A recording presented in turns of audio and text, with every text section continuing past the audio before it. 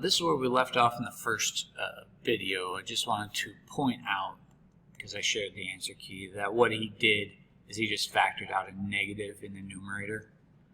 So that way you could change the signs of these all over forward. And multiplying by -1 would be the same thing as just sticking a negative in front. So I don't want that to be the confusing part for anybody. I'll accept the answer either way. So I just ran out of time to explain that. So moving forward, what we can do is we can actually establish a lot of good things only knowing those two formulas. So the whole premise, though, is, and you can reference back to them, I'm going to trust that I do this correctly, that sine of a sum angle is the same thing as saying sine of x times cosine of that 2 pi over 3 plus cosine of x times sine of 2 pi over 3. So if you think about where that unit circle is, 2 pi over 3, the ordered pair is -1/2 root 3 over 2. What you can actually do is replace some of these things. So cosine of 2 pi over 3 would be that -1/2. So we're looking at negative sine of x over 2. I'm thinking that you understand that multiplying by -1/2 is the same thing as dividing by -2. And I just stuck a negative in front. And then this other piece would be root 3 over 2 times cosine of x. And you can manipulate this equation however you'd want, but that's basically all we need to have on that. For instance, if I look at the answer key, I think they swap them to make this negative be a minus sign, and they factor out a 2, actually factoring out a 1/2, but that's not even a big deal. So as we look at the next one, again, it's sine of the first angle, pi over 2, times cosine of the second angle, which is just theta, and then minus cosine of the first angle times sine of theta. Well, as you look in the unit circle, pi over 2 is at the top of the unit circle. The ordered pair is 0, 1. Well, now we can establish that when sine of pi over 2 is equal to 1, so it's really a 1 times cosine of theta, minus, well, cosine of pi over 2 is 0, and 0 times anything is 0. So really what this boils down to is that is just cosine of theta. And I could go into a very, very, very long explanation on why you should accept this to be true, but I'll go back to the fact that they're complements of each other, that, let me change colors again, that pi over 2 is really 90 degrees. So if you were to look at this with a right triangle, and I might be over-explaining this, but let's say this is theta with a right triangle. Well, pi over 2 minus theta would be equal to this angle right here. Well, cosine of theta would be adjacent over the hypotenuse, so A over H. Well, sine of this angle over here, which remember is pi over 2 minus theta, well, sine of that angle is opposite over hypotenuse. It's still A over H. So I hope you'll accept that this identity is true, but you can prove it, you can verify it by doing this difference identity. Anyway, let's keep moving forward. I could over-explain that for days. So as you're looking at letter C, it's set up in a way that I hope you agree that this is sine, cosine, cosine, sine with an addition in here. That's the same thing as saying sine of 75 degrees plus 15 degrees, the second angle. And if at any point you get stuck on these types of problems, go back to the formula sheet, these highlighted formulas. And if you lose them, you can always Google trig identities. These are universal. These are math truths that exist everywhere.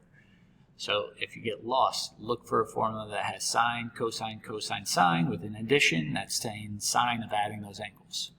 You do not have to memorize these. And the reason why I would ask you to do that is because that's the same as saying sine of 90 degrees Well, what is sine of 90 degrees? It's equal to 1. So there you go. And letter D is really the same thing of identifying sine, cosine, cosine, sine with the subtraction in there. So it's my clue that it's sine of 290 minus 50, which would be the same as sine of 240 degrees, which if you think about the unit circle is over here. Hopefully you have them memorized that that is negative root 3 over 2. If you don't have it memorized, you may need to reference the unit circle. So, as I typically do, here's somebody else's way of explaining it. Notice that letter A, he manipulated the equation a little bit more, which you don't have to do. Letter B, he just stopped by explaining that, and then C and D, I would explain it just a little bit more. Moving forward, so feel free to pause at any point, rewatch, or write down your questions and come to me, is we also have cosine, sum, and difference identities. And I explained this in the video where I explain where these formulas come from. You don't have to know that. You have to be able to work with them. You don't even have to memorize them. I guess I shouldn't even write down. Just Google trig identities, and these will show up. I bet if you just write trig ID, I bet you'll find a PDF. You could even write PDF in the Google, and it will probably show up. I meant to say the Google search. It just sounded weird. Anyway, as you look at this problem, if I asked you to do cosine of pi over 6 plus pi over 2, let's just use a calculator, since I'm thinking of this off the top of my head, that this would be the same as,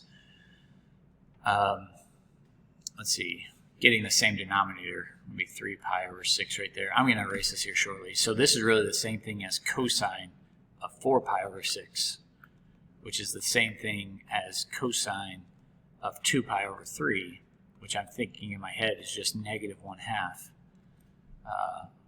But now I'm second guessing myself. So I'm going to use a calculator. Just make sure that you go back in your mode to radian, because we are in radians. If you did cosine of, right, it was pi over 6 plus pi over 2. And I told you I was pretty sure it was negative 1/2. That's exactly right, so I did it right. Like I said, I was going to erase this though, but you can see how I figured that out. Now, if we were to use this trig identity, what it's saying is do cosine of pi over 6, the first angle, times cosine of pi over 2, the second angle, and then it's minus sine of pi over 6, sine of pi over 2, the second angle. So there's just two angles you need to know in the unit circle, the pi over 2, which is 0, 1, and then pi over 6, which is root 3 over 2, 1/2. So as you plug in all of your values, cosine of pi over 6 is the root 3 over 2, cosine of pi over 2 is 0, sine of pi over 6 is 1/2, sine of pi over 2 is 1. Well, 0 times anything is 0, minus 1/2 times 1 is 1/2, so we get negative 1/2. This is probably just a poorly worded question, because that was somewhat obvious. But as you look at the next one, this one's not obvious, at least I don't think it is. But notice we're back in degrees, so if you go to a calculator, just change your mode back to degree. And cosine of, I already forgot, 120 minus 45.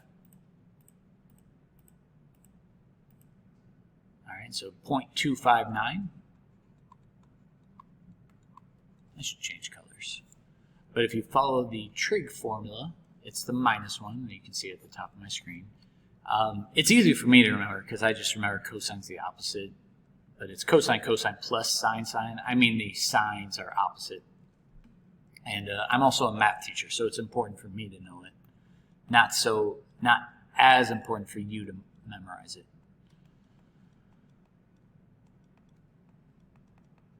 And if you're confused at any point, write your questions down and bring them to me. If you don't have questions, I assume you understand it. So think about on the unit circle, where's 120 degrees? Over here, it's in the second quadrant. That's the ordered pair, -1/2, root 3 over 2. And 45 is easy because it's root 2 over 2, root 2 over 2. So they're both the same. So you just have to work it out. We have -1/2 times root 2 over 2 plus root 3 over 2 times root 2 over 2. And as you work that out, you'll get negative root 2 plus root 6. And 2 times 2 is 4, with the denominators being the same.